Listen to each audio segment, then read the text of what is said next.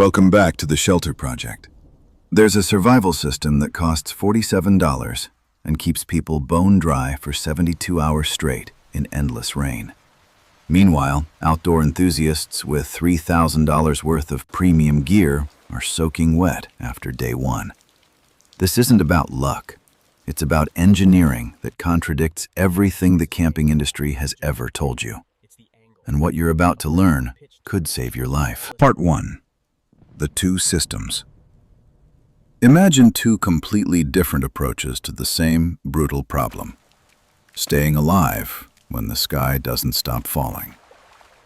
System 1, built by someone who spent 12 years surviving on city streets. No college education, but ask about thermodynamics, water tension coefficients, or urban microclimate mapping, and you'll learn things that aren't in any textbook. Total cost? $47. System 2, built by the outdoor industry's finest engineers. Gore-Tex membranes, military-grade weatherproofing, NASA-inspired insulation technology. Total cost? $3,000. We're putting both to the ultimate test. 72 hours of continuous rain, no breaks, no safety nets, no going home to dry out.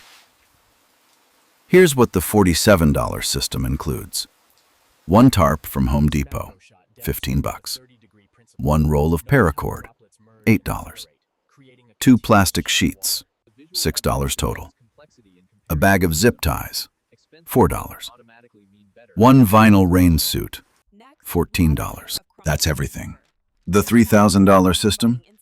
$800 tent, $400 sleeping bag rated to -20 Fahrenheit, $350 rain jacket with revolutionary membrane technology, $200 insulated pad, $150 camp stove, another $1,100 in various waterproof bags, boots, and accessories. On paper, this shouldn't even be close. But here's what you need to understand. Expensive gear is optimized for occasional use by people who have homes to return to. The street system is optimized for continuous deployment by someone who has nowhere else to go. There's a difference. A massive difference. Part 2. The shelter. Engineering. The premium tent goes up in 15 minutes. Beautiful piece of engineering. Aluminum poles, sealed seams, rainfly rated for extreme weather. Professional setup. Perfect execution. The tarp system takes 45 minutes, but watch what's actually happening here. This isn't just draping fabric over rope. This is calculating angles with architectural precision. 30 degrees. That's the magic number. And here's the physics behind it. Steeper than 30 degrees, wind catches the tarp like a sail, and your shelter becomes a kite at 2 in the morning. You wake up in the mud. Shallower than 30 degrees, water pools in the center until the whole structure collapses on your face at 3 a.m. Not fun. But at exactly 30 degrees, water achieves what engineers call optimal runoff velocity. Fast enough to shed continuously without pooling, slow enough that it doesn't create splashback or mist that drifts under your shelter. The $800 tent has one configuration, one perfect setup designed by a team of engineers in a lab. The $15 tarp has 47 different configurations, depending on wind direction, available anchor points, ground slope, and tree placement. When conditions keep changing every 6 hours, adaptability beats perfection. Part 3. The ground moisture battle. The premium system uses a $200 insulated sleeping pad. R value of 6.5. Top of the line. Sleeping 2 inches off the ground on what the manufacturer calls advanced thermal technology. The street system uses a wooden pallet found behind a grocery store, then a plastic sheet, then crumpled newspaper, then another plastic sheet, then the sleeping bag. Looks improvised, right? But let's talk about what's actually happening. That pallet creates 4 inches of air gap. Air is one of the best insulators in physics, better than most foams. The first plastic sheet blocks 100% of ground moisture through capillary action, where water literally climbs up through fabric, defying gravity. The newspaper layer prevents conductive heat transfer. Here's the science. Direct contact between two surfaces transfers heat 23 times faster than contact with air gaps. The second plastic sheet catches any condensation from body heat before it reaches the sleeping bag. The $200 pad does one thing well. The $6 system does four things perfectly. This is the difference between buying a product and building a system. Part 4. Hour 12. The condensation problem. Rain hasn't stopped, not even for a minute. The premium tent is holding perfectly. Seams are dry. Rainfly is performing exactly as advertised. Everything looks great from the outside, but condensation is building inside. Human breathing, body heat, it's creating moisture with nowhere to go. In a completely sealed, waterproof environment, you don't just fight rain from outside, you fight humidity from inside. By hour 12, the sleeping bag's interior is damp, not from leaks, from the person's own breath. The tarp system has a completely different dynamic. It's not sealed. Air flows through constantly. Feels colder initially, uncomfortable even, but it means zero condensation buildup.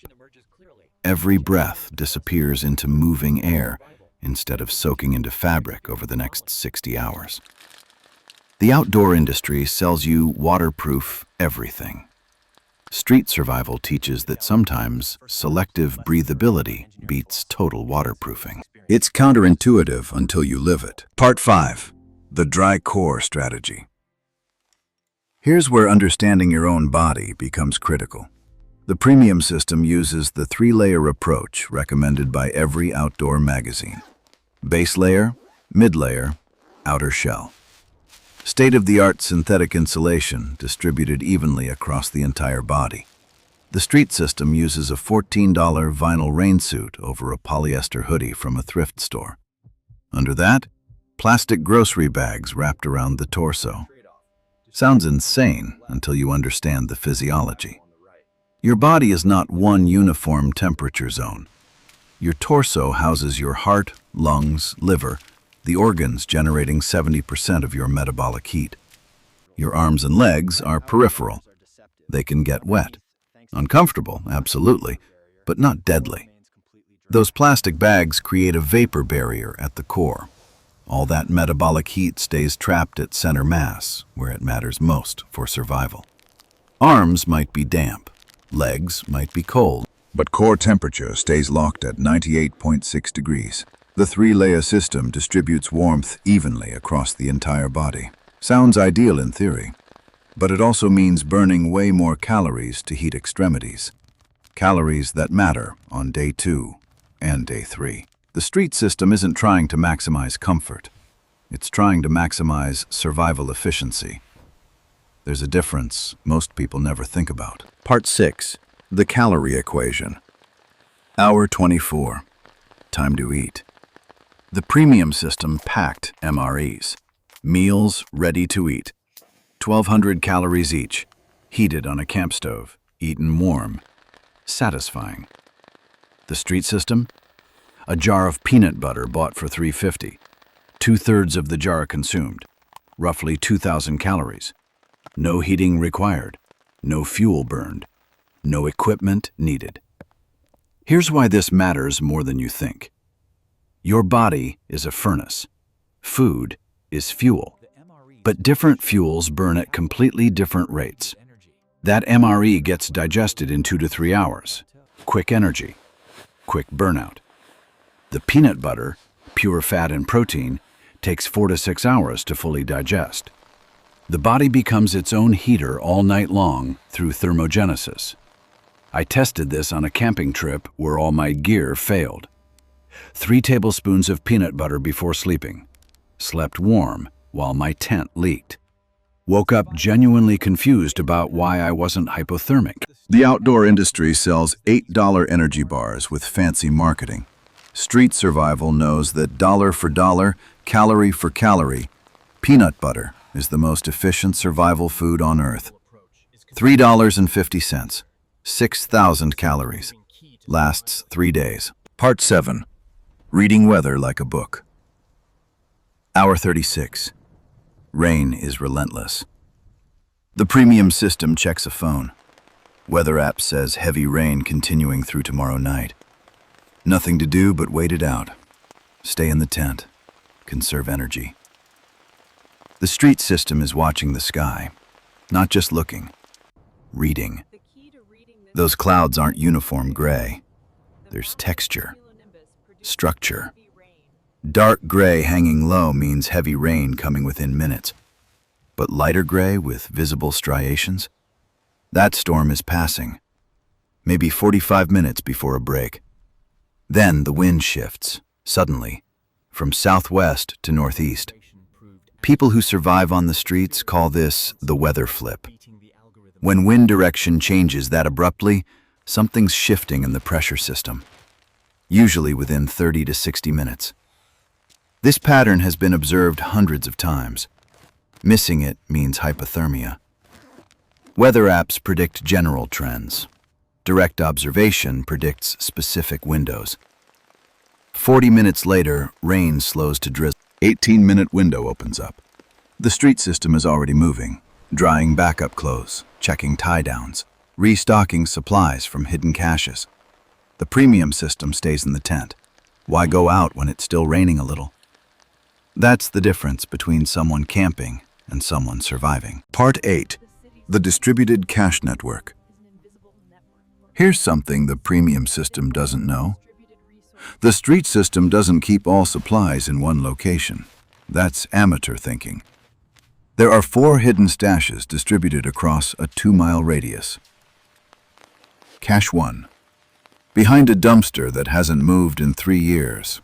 Dry socks, backup tarp, $40 in small bills. Cache 2. Inside a hollow tree in a public park. Waterproof container with complete change of clothes sealed in a military surplus dry bag. Cache 3. Wedged between concrete highway barriers. Canned food, plastic bags, spare boots. Cache 4. Location unknown to everyone. The nuclear option. The emergency reset. This is the same redundancy logic that Fortune 500 companies use for data centers. Don't put all assets in one location. Distribute for survival. If the main backpack gets stolen tonight, tomorrow means a 15-minute walk to Cache 2 and continuing like nothing happened. If the premium tent gets stolen with all gear inside, that means calling for rescue. One system has a single point of failure. The other is designed to survive catastrophic loss. Part 9. Hour 48. The Movement Protocol. The premium system is struggling mentally. Not badly, but the constant drumming of rain is wearing down psychological defenses. Same 8 by 6 foot space for 2 days. Boredom mixed with low-grade anxiety. Phone battery at 11%. The street system is on location number 3, not because the first spot failed, because staying stationary too long creates vulnerability, and because movement keeps the mind sharp. Every 2 to 3 hours, a predetermined route gets walked, caches checked, territory observed for changes, then rest again. Looks random to outsiders. It's actually a precise protocol. Here's the physiology that street survival teaches. Exhaustion kills your body's ability to generate heat. Sleep for 8 hours straight in cold conditions, and your metabolic rate drops so low you wake up hypothermic even if shelter is perfect. But sleep 2 hours, move for 20 minutes, sleep 2 more hours? Metabolism never crashes. Body stays in higher gear. You actually stay warmer by sleeping less continuously. This isn't in survival manuals, but it's in muscle memory after 12 years. Part 10. The Fabric Science. Hour 54. The premium system socks are betraying their owner. Got wet somehow. Maybe condensation. Maybe a micro leak. Cotton blend. Still damp 6 hours later, pulling heat from feet like a refrigerator strapped to each ankle. The street system socks are polyester. $4 for a 6-pack at any big box store. One pair currently on feet, slightly damp. One pair hanging off the backpack exterior, drying in wind during movement. By evening, they swap. The formerly wet pair completely dry from wind exposure. The currently dry pair will dampen from foot sweat overnight. Continuous rotation, always moving toward dry. But here's what sounds completely insane. Wearing damp clothes while sleeping. Body heat evaporates moisture overnight, using yourself as a human dryer. Tested this personally. Went to bed with damp socks, woke to completely dry socks. Felt like magic. Just physics. Evaporative cooling works in reverse when generating metabolic heat. Cotton can't do this. Cotton holds water 12+ hours while stealing body warmth continuously. Polyester? Dry in 2 to 3 hours without external heat. The difference between surviving extended rain and developing hypothermia often comes down to a $4 fabric choice. Think about that. Part 11. The Invisible City Map. Hour 60. The premium system is fantasizing about home. Hot shower, warm bed, coffee maker, counting down hours until this adventure ends. The street system is thinking about bridge underpasses, not the current one, the one 1.3 miles east. Not all underpasses are equal. Some are flat, those flood. The good ones have subtle crowns, 2 to 3 inches of elevation at center, engineering for vehicle drainage that accidentally creates perfect sleeping platforms. 12 years of observation has mapped which bridges have that crown, which have acoustics that turn rain into natural alarm systems, which are on routes where police shift changes at 6 a.m. create 20-minute patrol gaps. This is invisible infrastructure. Doesn't exist on any official map, not in any database, but it's more sophisticated than most people's knowledge of their own neighborhoods. The premium system knows good camping spots within 50 miles. The street system knows precise drainage patterns of every city block within 2 miles. Which spots dry first, which alleys stay wet for days. Different types of intelligence, same complexity level. Part 12, the deadly math. Hour 66, 6 hours remaining. Both systems will make it through, but let's talk about when people don't make it. Every winter, roughly 700 people die from hypothermia in the United States.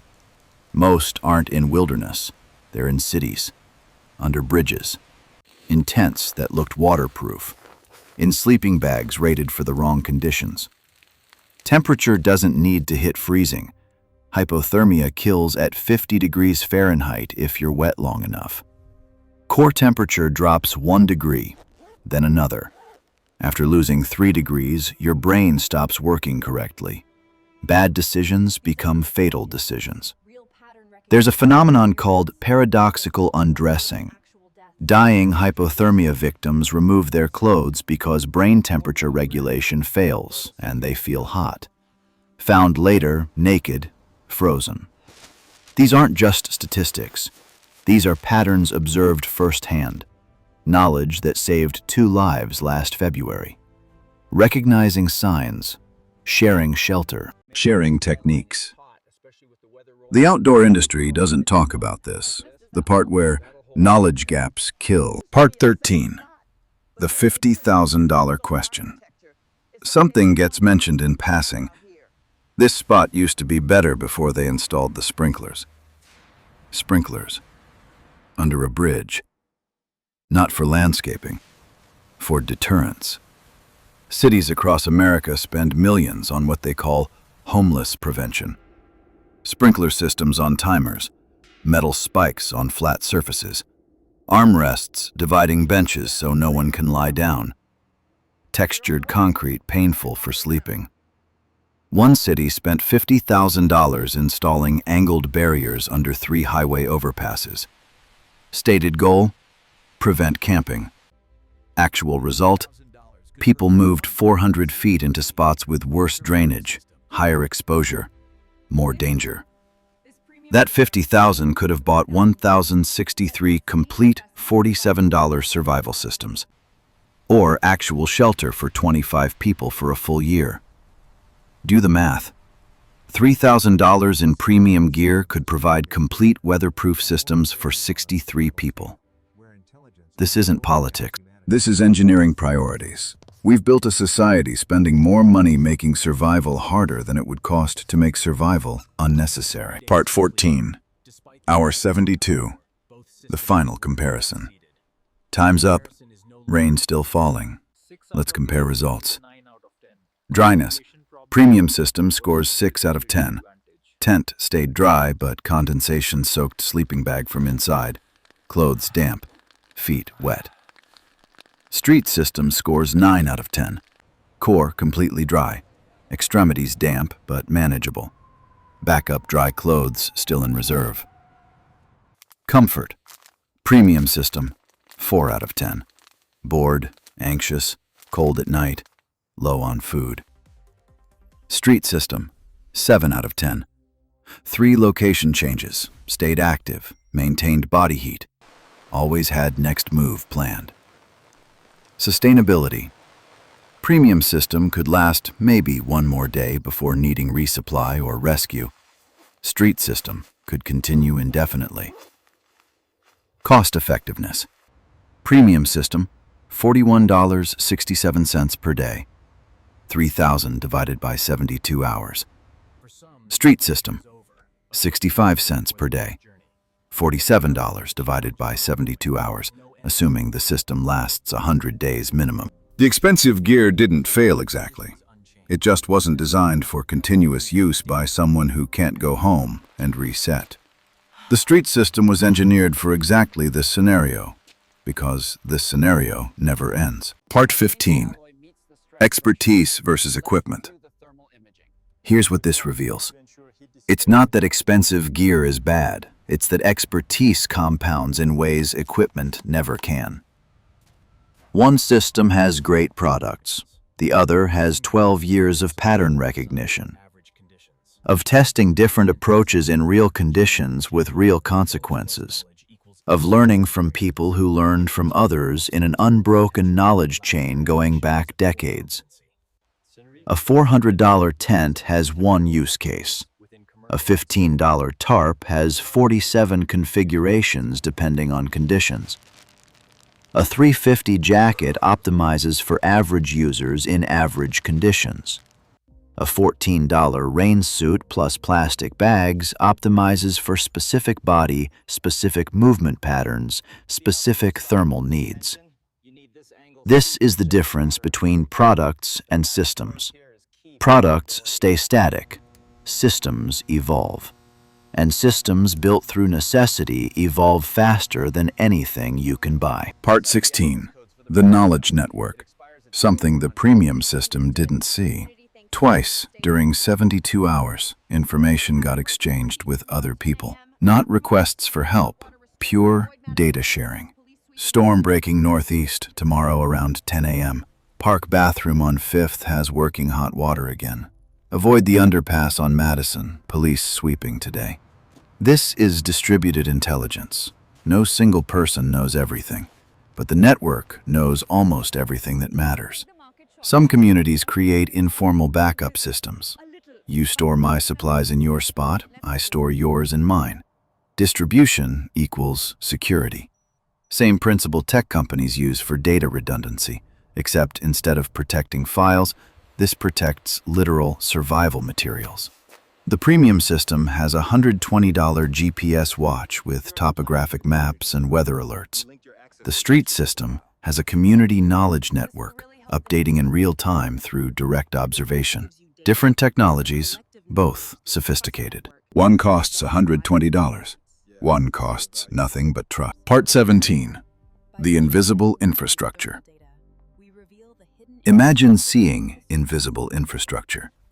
Not just buildings and streets, but thermal zones, where heat escapes underground, where cold pools, water patterns, which blocks drain in 30 minutes, which stay wet for days, time patterns, when police patrol, when businesses empty dumpsters, when libraries open, safety gradients, which areas stay secure at night, resource nodes, where food appears, where water flows, where charging is possible.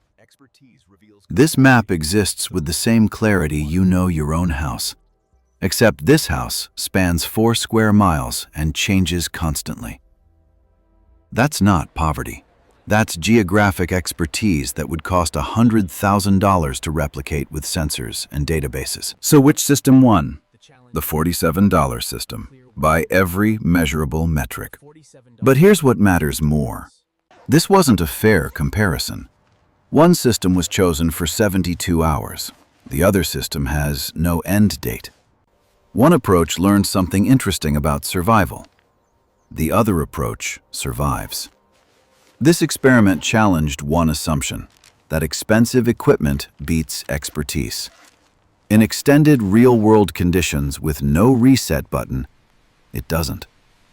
But the deeper question, why are we forcing people to become survival experts at all? Why does anyone need to know thermodynamics and urban hydrology and meteorology just to sleep without dying? This isn't about romanticizing homelessness. This is recognizing sophisticated problem-solving born from necessity. Intelligence existing in places society stopped looking. What's needed isn't admiration for survival skills. What's needed is housing, healthcare, opportunity. Next time you see someone under a bridge, remember they might know more about material science and thermodynamics than most engineers. They're not there from lack of intelligence. They're there because intelligence alone isn't enough in systems requiring capital. A person can survive 72 hours in rain with $47 of materials, but can't survive society's decision that survival should be this hard. That's not a survival problem. That's a systems problem. And systems can change. Thanks for watching The Shelter Project. If this changed how you see things, hit subscribe and share it forward. See you in the next one.